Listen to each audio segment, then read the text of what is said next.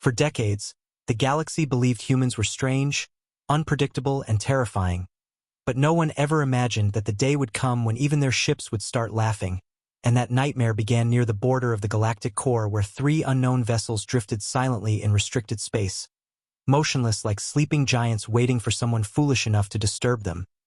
A Vorath patrol fleet, known for arrogance and cruelty, approached with the usual confidence, scanning the mystery vessels expecting pirate signatures or smuggler heat traces, but the results hit them like a punch to the chest.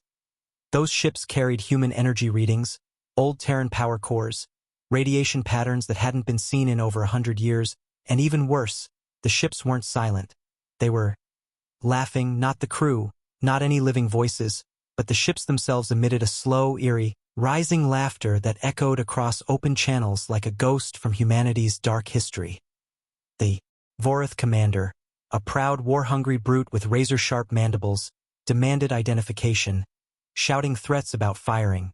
But the only answer he received was that chilling laugh growing louder, deeper, and more mocking, as if the ships were enjoying the confusion spreading across the fleet. The sound traveled far beyond that patrol.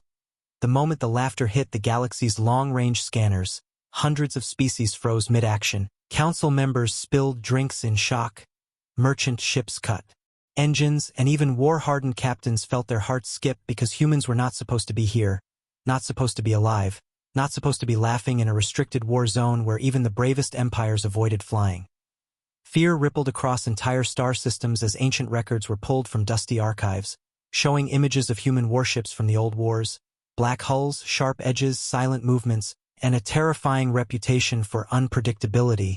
But this was something new, something darker, something that didn't match any known Terran design, because these ships were sleek, unmarked, smooth like obsidian knives, moving without engines, drifting without momentum, as if space itself carried them.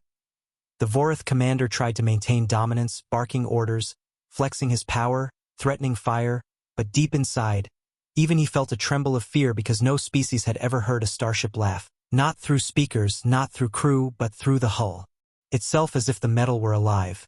When he demanded the humans show themselves, the laughter suddenly shifted tone, becoming slow and sarcastic, as if responding to his command with pure mockery, and every ship in the patrol formation instinctively backed away as if pushed by an invisible force. At that exact moment, across the galaxy, old veterans who fought in the human uprising whispered to their families, "If a human laughs, run.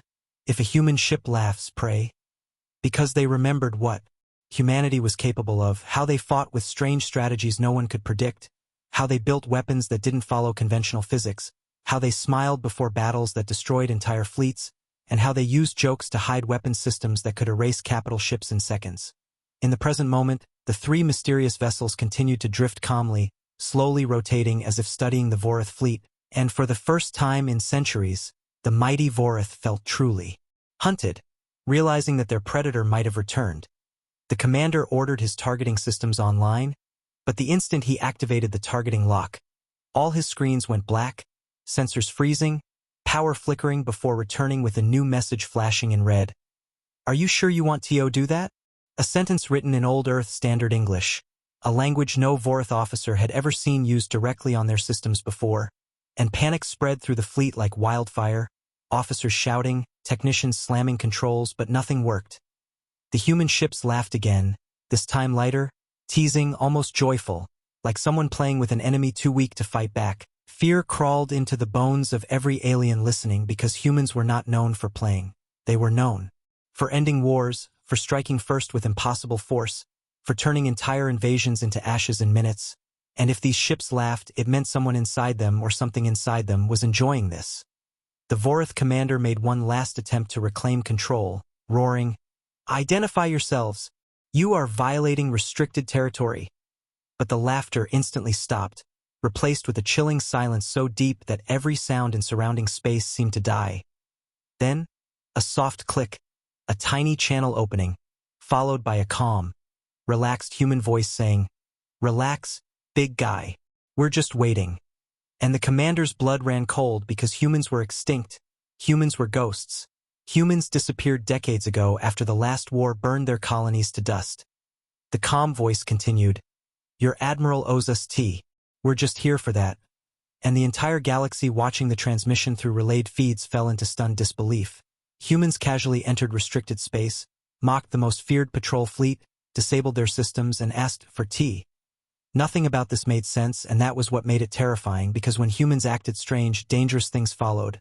The Vorath commander screamed in humiliation, ordering his fleet to fire, but before even one shot could leave their cannons, the human ships simply slid out of the way without activating engines, drifting sideways in a movement that violated physics, like shadows bending around the light. Weapons fired into empty space, missing by miles, and the laughter returned. This time louder, bolder, as if the ships were telling the Vorath, try again. And for the first time ever, Vorath weapons felt useless, like toys thrown at an unkillable monster. Across the galaxy, millions of eyes watched the events unfold, whispers spreading like wildfire.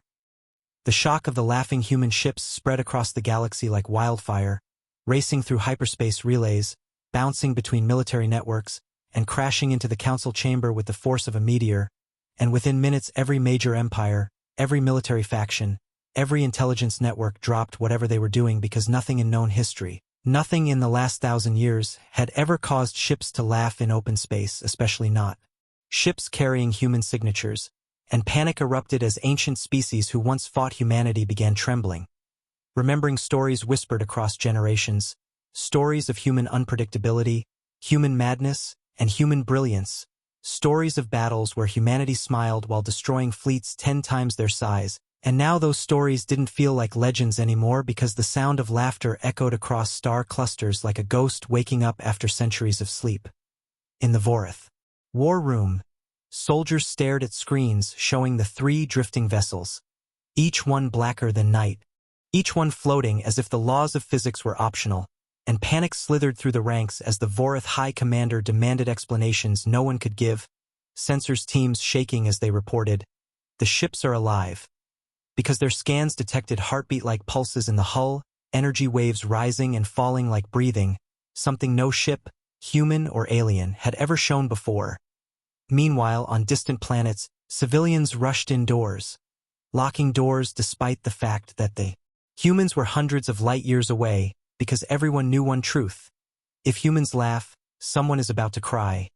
The council chamber turned into a battlefield of fear, diplomats shouting over each other, some demanding immediate war, others begging for peace, others trembling too hard to speak, and the oldest counselor, whose ancestors had fought in the human uprising, whispered with a shaking voice, "It's happening again, they warned us.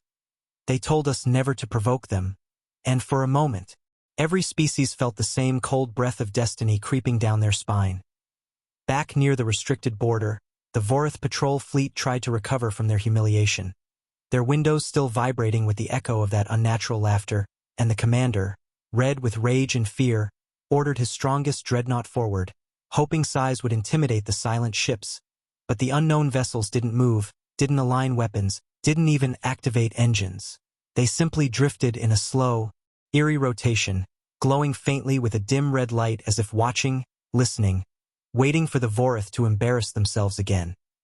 In the shadows of nearby systems, cloaked ships from other empires gathered quietly, spying, terrified yet unable to look away, and the whispers spread, "The humans returned. The humans are laughing.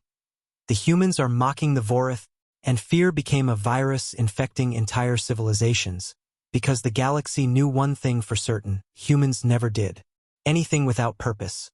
Finally, losing patience, the Vorath commander activated his wideband hail, his voice trembling beneath forced authority as he shouted, "Human vessels, identify yourselves. You are violating council law." But the ships remained silent for several seconds, a silence so heavy that even the stars seemed to dim, and then, without warning, the laughter returned, echoing across frequencies in a tone even more mocking than before, a laugh that felt like someone whispering, "Little child, you are not ready." And the Vorath fleet stepped back again, engines flickering as if instinctively retreating. Then something even more terrifying happened.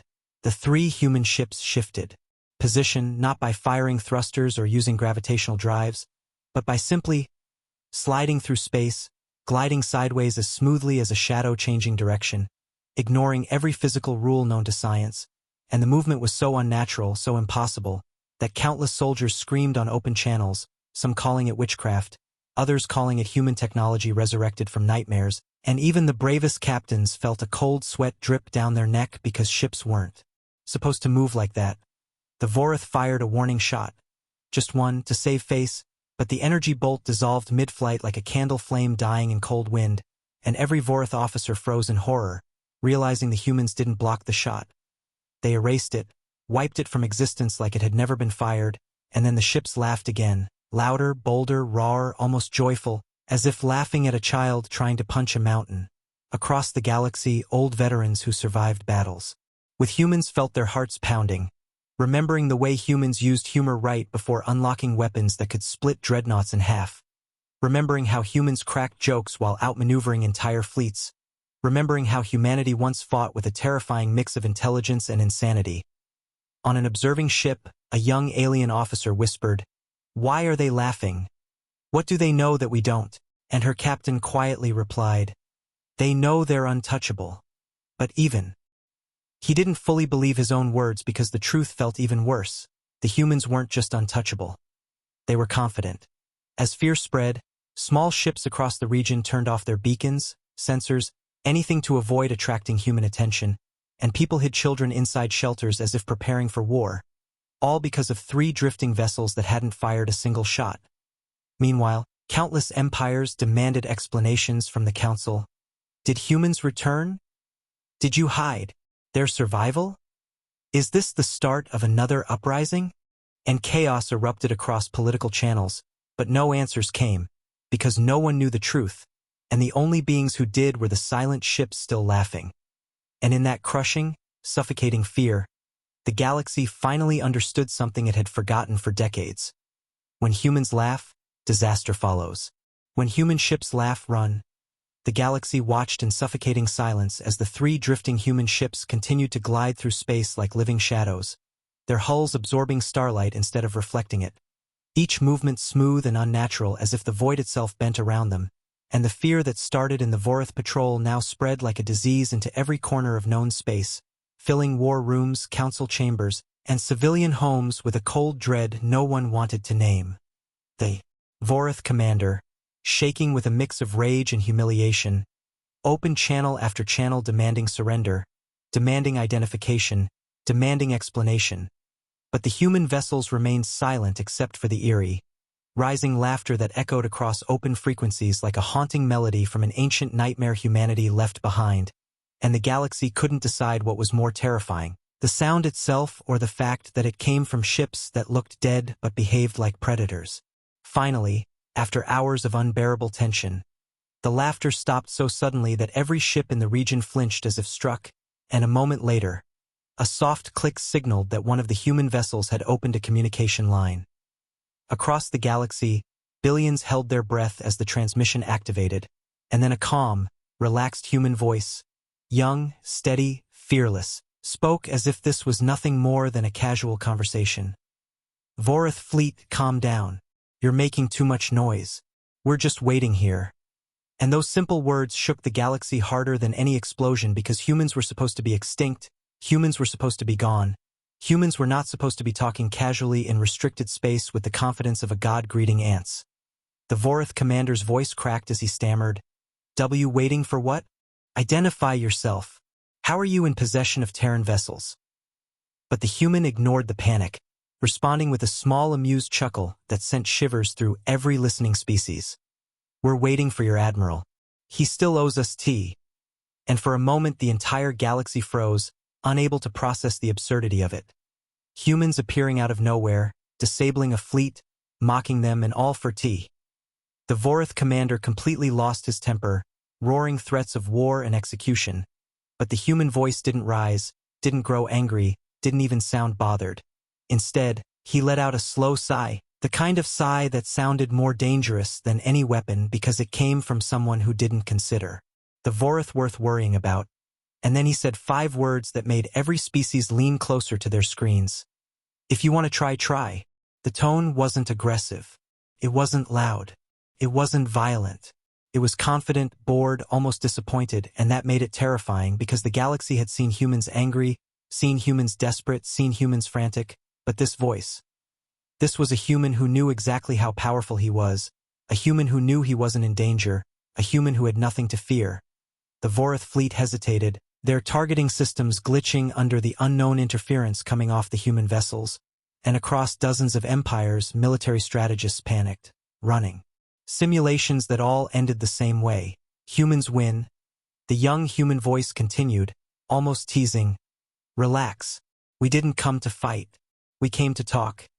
And the ships shifted position again, drifting sideways in perfect formation without using thrusters, a movement so unnatural that even physics seemed afraid to question it. For the first time in their long and brutal history, the Vorath didn't know what to do. If they attacked and failed, their empire would collapse in humiliation. If they backed away, the galaxy would see them as cowards. But before they could decide, the human ship did something even stranger. The voice sighed and said, "Fine. Since you're being dramatic here," and then the laughing ships transmitted a tiny file to the Vorath flagship. Commanders hesitated before opening it, expecting a virus or a threat, but instead they found something else. A T-schedule, written in clean, simple Earth Standard English, listing meetings with Vorath Admiral Draxon, postponed due to galactic politics, and suddenly dozens of historical analysts across the galaxy gasped in realization. The humans weren't lying. Decades ago, before humanity disappeared from galactic politics, they had actually arranged diplomatic tea sessions with the Vorath Admiral, but he betrayed them, helping the Council force humans out of the core systems, and now the humans were here to collect that unfinished meeting. The galaxy realized something horrifying. Humans never forget, humans never forgive, humans never return without a reason. The Vorath commander's legs shook as he whispered, This cannot be real." But before he could say more, the calm human voice cut in again, softer this time, almost pitying. "We didn't come for war, but if you want to test us, we can always play." And the laughter returned, low, mocking, echoing like a warning from a species that once broke empires with nothing but cleverness and courage. In that moment, the galaxy understood that the humans weren't hiding weakness. They were hiding strength, they were waiting, they were testing, and with every passing second the fear grew heavier. What else were humans capable of now?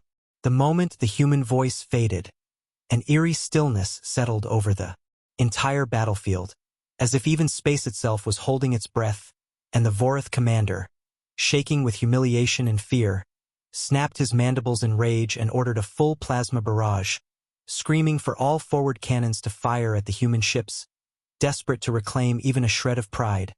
But the instant the weapons lit up, the galaxy witnessed something it had never seen before, because the human vessels didn't move, didn't raise shields, didn't even acknowledge incoming fire. They simply drifted peacefully in space like giants meditating under starlight, and when the plasma bolts shot forward with deadly force, something impossible happened. The blast slowed mid-space as if hitting invisible syrup, then flickered like dying candles and faded into nothingness, disappearing as if erased from reality itself, leaving everyone watching in horrified silence as the Vorath ships panicked, screaming across comm lines that their weapons had malfunctioned, their targeting systems had been hacked, or the humans were using unknown countertech. But none of those excuses could stop the truth crashing into their minds. The humans didn't block the shots, the humans erased them, wiping the energy out of existence like a bored god brushing dust from a table. Panic rippled across hundreds of systems as scientists scrambled to explain what they saw, engineers cried out in disbelief, and ancient war veterans trembled because no species in recorded history, not even the old extinct Titan races, had ever erased energy mid-flight, not bent it, not deflected it. Completely erased it, like space itself obeyed human will. The Vorath commander's breathing grew shallow as he shouted for another volley, and again the shots disappeared the moment they left the cannons, dissolving into an unnatural silence that wrapped around the fleet like a cold hand around the throat. And then, as if mocking them, the three human vessels tilted slightly, almost like they were leaning forward to watch the Vorath's helpless attempts, and a soft, almost gentle chuckle echoed across the battlefield. A laugh that felt like a whisper brushing against every listening species' mind. A laugh that made ships flinch and hearts pound faster. A laugh older and darker than anything in the galaxy's memory. Across the galaxy, entire civilizations paused broadcasts, schools shut down, families gathered near screens, soldiers froze mid-training, all staring at the impossible scene unfolding before them. 3 small human ships calmly standing against one of the most feared fleets in the core, without weapons, without shields, without effort, and instead of firing back, they were laughing. The council chamber erupted in uproar, leaders shouting contradictory commands, some screaming for immediate diplomatic contact, others demanding war, others begging to shut down communication networks to stop the panic spreading, but nothing they did mattered because the galaxy had already seen the truth. Humans now possessed technology that the galaxy did not understand, could not fight, and could not predict, and that realization sent waves of dread deeper than any weapon ever could.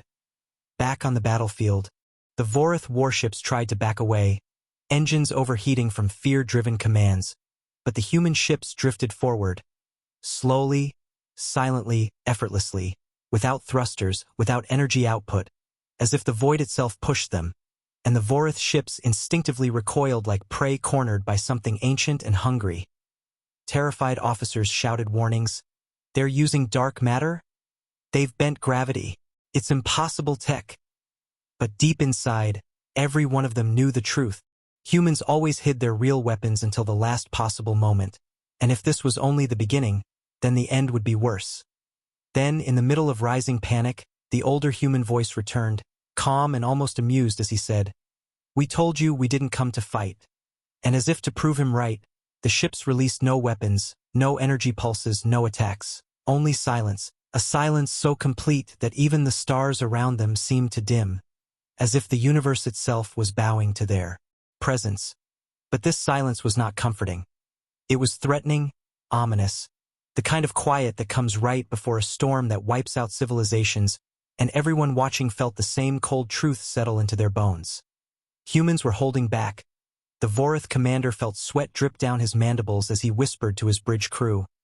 If this is them holding back, what happens when they stop? And no one answered because no one dared imagine the answer. Then the human ships turned, slightly, synchronizing with perfect, unnatural precision, and the older human voice spoke again, soft but carrying a weight that made the galaxy tremble. "This was your warning shot. You wanted war. We gave you silence." And every listening species felt a chill so deep it touched their souls because they understood the message behind it. If humans wanted war, the galaxy wouldn't even hear it coming. The battlefield had already drowned in fear when the 3 laughing human ships erased an entire plasma barrage, but nothing, absolutely nothing, prepared the galaxy for what happened next, because while the Vorith fleet trembled and backed away, desperately recalibrating sensors that couldn't understand what they were seeing, the space behind them suddenly rippled as if reality itself were being peeled open, a silent distortion spreading like a slow tear through the void, and every ship, Vorith, council, pirate, smuggler, observer, froze in pure animal fear as something massive began to emerge from the rift. At first it was only darkness, then a faint outline, then the full terrifying silhouette of a dreadnought unlike anything in the known galaxy. A colossal black shape with no engines, no windows, no glowing points, no markings, nothing that suggested it was even a ship. It looked like a giant sleeping creature forged from shadows and starlight, drifting forward without propulsion, without sound, without resistance, as if space itself wanted to move out of its way. The moment it fully appeared, thousands of ships across the region screamed with alarm, sensors overloading, artificial intelligences shutting down in panic, and even the 3 laughing human vessels fell, completely silent. Not out of fear, but out of respect, because the monster entering the battlefield wasn't just another Terran ship. It was the Terran ship, the kind that only existed in old war records, whispered stories, and nightmares. The Vorith commander felt his legs weaken as the dreadnought's presence pressed against him like an invisible mountain, crushing his confidence, crushing his breath, crushing the last remaining illusion that he had any control over the situation. And he gasped, This can't be real.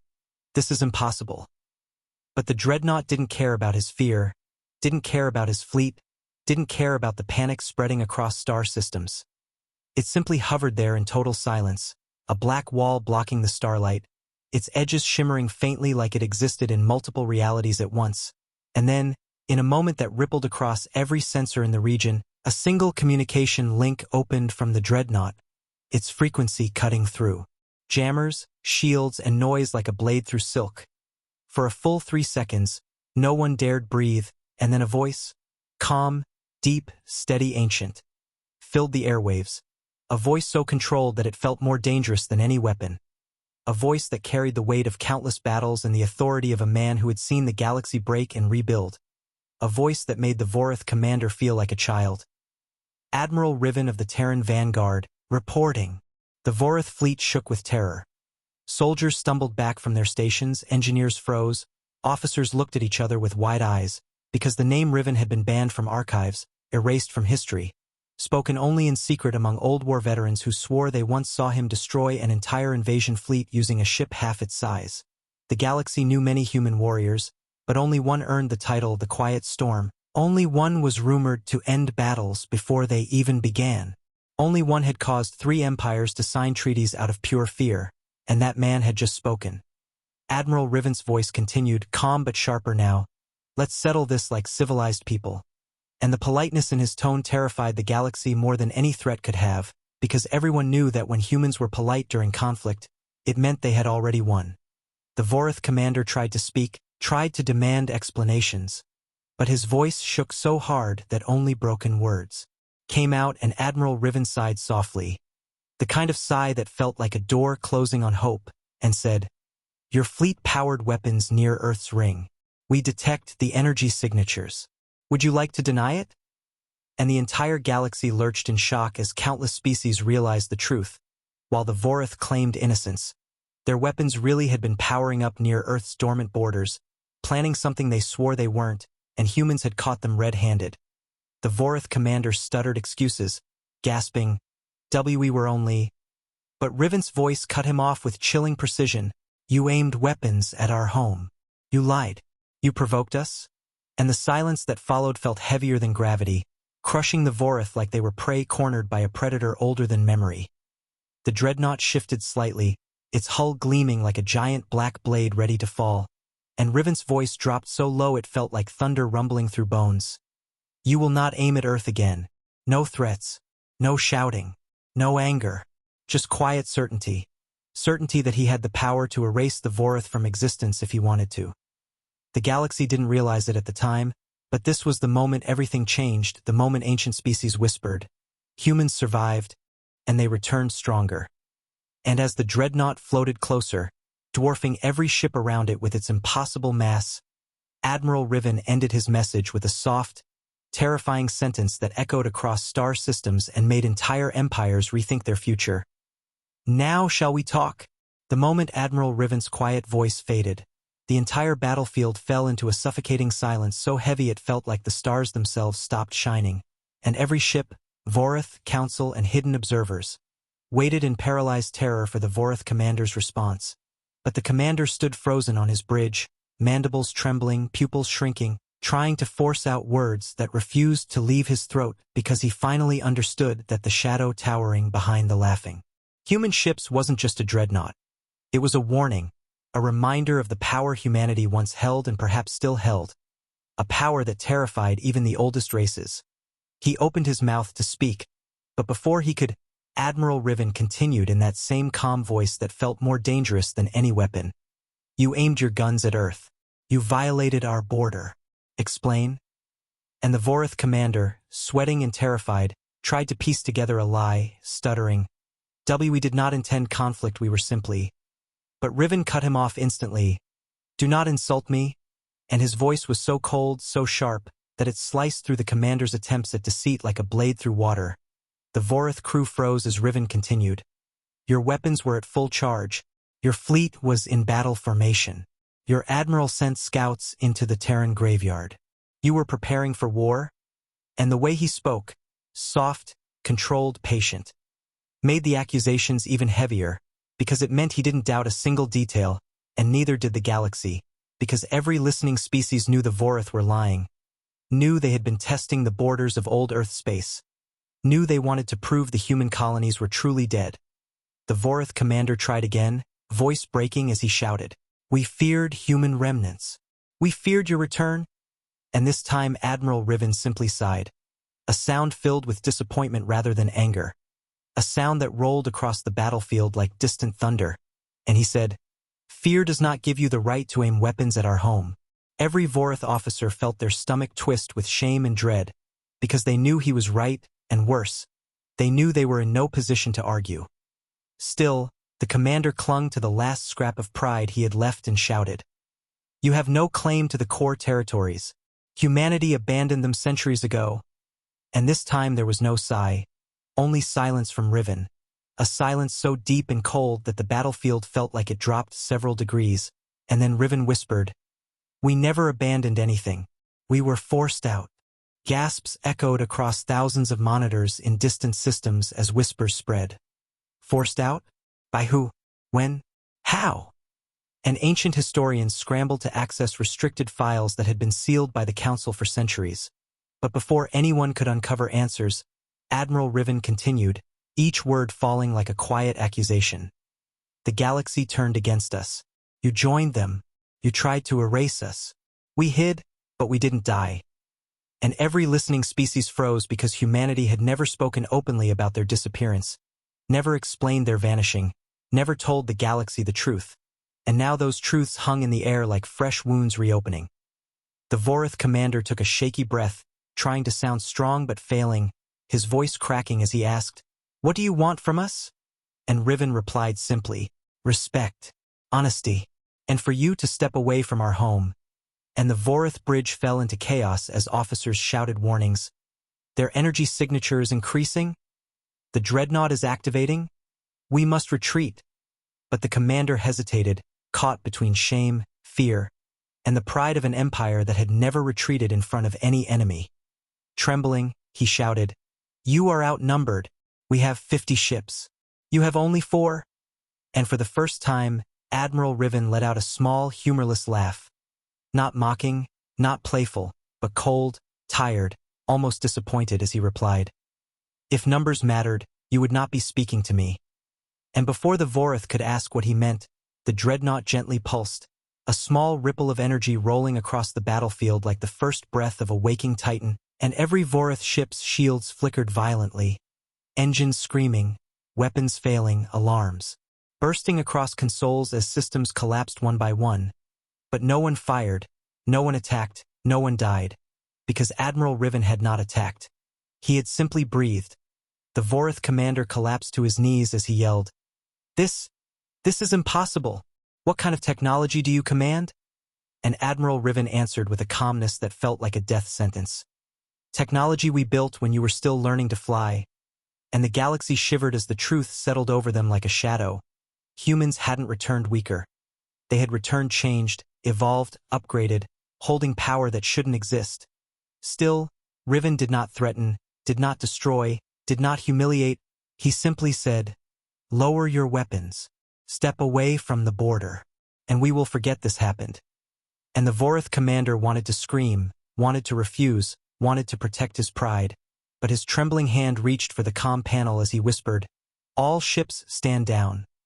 Because he knew if he didn't, his entire fleet would die in silence. The dreadnought didn't move, didn't glow, didn't activate weapons. Yet its presence alone forced the Vorath Empire to bow. Across the galaxy, millions whispered the same sentence in fear and awe. If this is humanity being calm, what happens when they are angry? The moment the Vorath fleet stood down, the battlefield fell into a trembling silence. A silence so deep and heavy that even distant stars seemed to dim. Every ship waiting, every heart pounding as Admiral Riven remained motionless inside the ancient Terran dreadnought. His voice gone quiet. His ship drifting like a planet-sized shadow above the enemy fleet, and the galaxy watching felt the same dreadful question tightening around their throats. What would humans do next? Because humanity was unpredictable, humanity was emotional, humanity was terrifying precisely because no one ever knew whether their next action would be mercy or destruction. And that uncertainty wrapped around the Vorath like chains made of cold fear as their ships shook in place, not daring to move even an inch. Inside his bridge, Riven remained silent for a full 10 seconds, 10 seconds that felt like a lifetime to every listening species. And then he finally spoke, calm and deadly, "You aimed your guns at Earth. You violated our border. And you lied. The Vorith commander felt his legs buckle under the weight of each word, but before he could respond, Riven added softly, "Because of this, we will demonstrate only once." And the entire galaxy felt their blood run cold because every species knew the legends, the old war stories, the whispered warnings passed down through generations. If a human says they will demonstrate once, it means everything after that is punishment. The dreadnought moved for the first time, not with thrusters, not with boosts, but with a slow, effortless glide that looked like the universe itself was pushing it, and it positioned itself directly above the Vorith fleet, casting a massive shadow that made the enemy ships look like insects hiding under a colossal predator. No weapon ports opened, no cannons extended, no missiles armed, yet every Vorith engine screamed alarms, their shields flickered, their targeting systems shattered as the Terran dreadnought emitted a soft, gentle hum, a hum that vibrated not through metal but through space itself, bending physics the way a master bends a blade, and then the hum grew deeper, heavier, vibrating through every ship, every sensor, every bone of every living being listening across the galaxy. One Vorith ship tried to flee, activating full engines, but instead of moving forward, the ship froze in place mid-flight, engines spinning uselessly as if space had turned solid around it. The fleet erupted in panic, officers shouting, engineers crying, AI cores melting under pressure, but nothing changed because the dreadnought wasn't attacking. It was simply holding them, treating the entire Vorith fleet like toys suspended by invisible fingers. Then, in a single soft whisper, Admiral Riven said, "Observe," and the dreadnought emitted one pulse. A small, barely visible ripple of light, calm and slow like a raindrop falling into an ocean, yet that pulse hit every Vorith ship simultaneously, and their entire arsenal. Detonated internally without explosion, without sound, without light, every weapon simply turning off, melting from the inside like wax under heat, leaving ships powerless, harmless, defenseless, their engines dark, their shields dead, their weapons gone. The pulse didn't destroy them. It humbled them, stripped them bare, turned the mighty Vorith fleet into drifting metal shells unable to even power lights, and across the galaxy, billions gasped in terror because no empire had ever seen a weapon that disabled entire armadas without firing a shot, without harming a single life, without breaking a single hull plate. The Vorith commander fell to his knees as all his tactical screens went black, his ship dark except for emergency lights, and his voice cracked with disbelief as he whispered, "How? What are you?"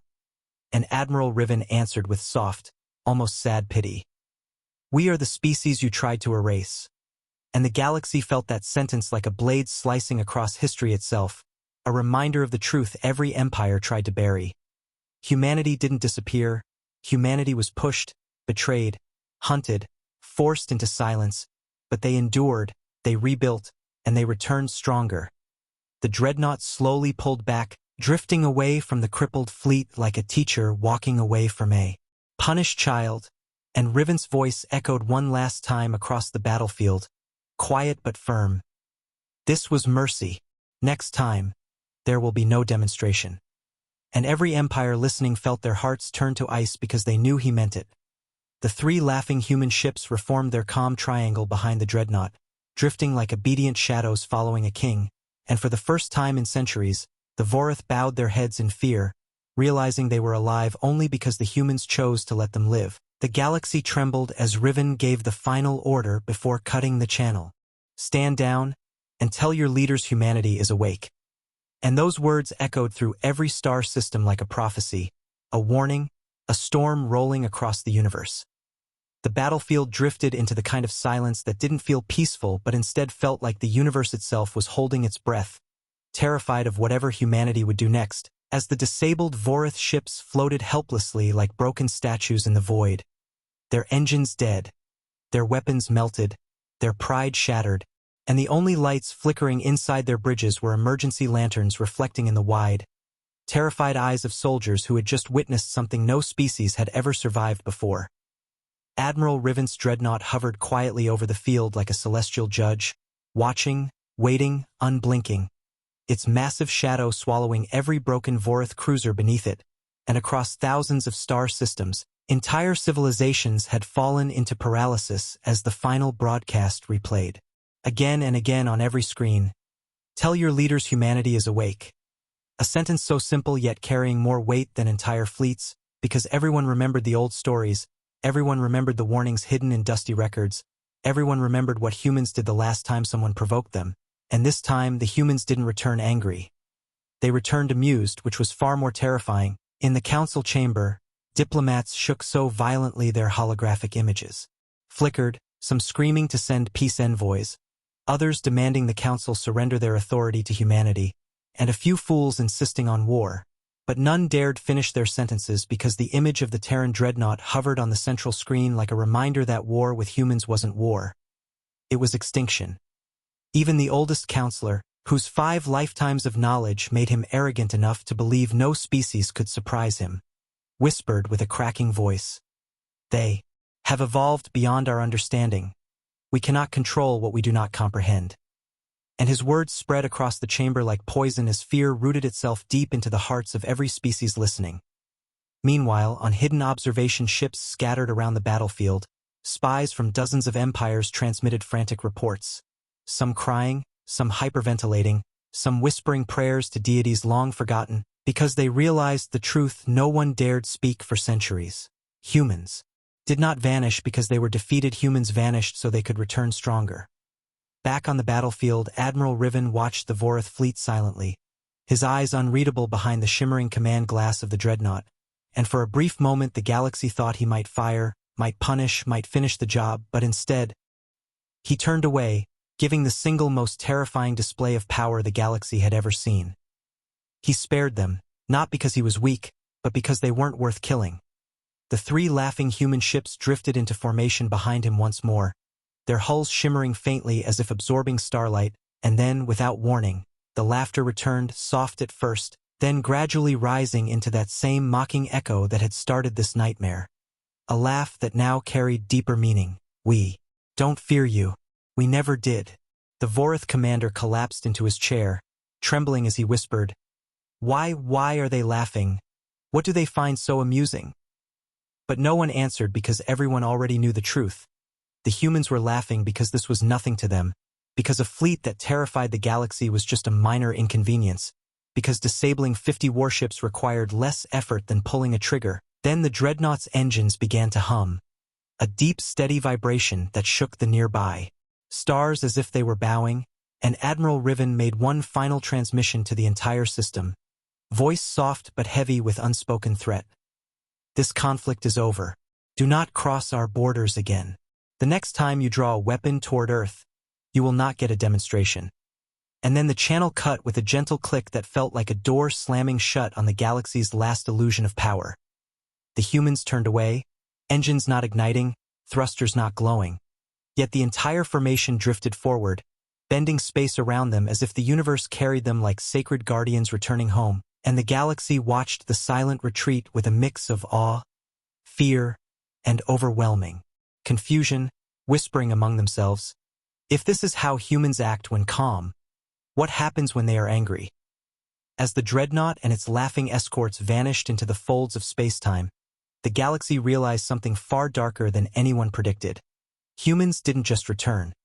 They returned with knowledge, technology, and confidence far beyond anything the modern galaxy possessed, and in the deepest corners of the Council archive rooms, forbidden files began glowing with ancient warnings written by species long extinct. Do not ever provoke the Terran spirit, for when humanity wakes, the stars themselves tremble. And now humanity was awake.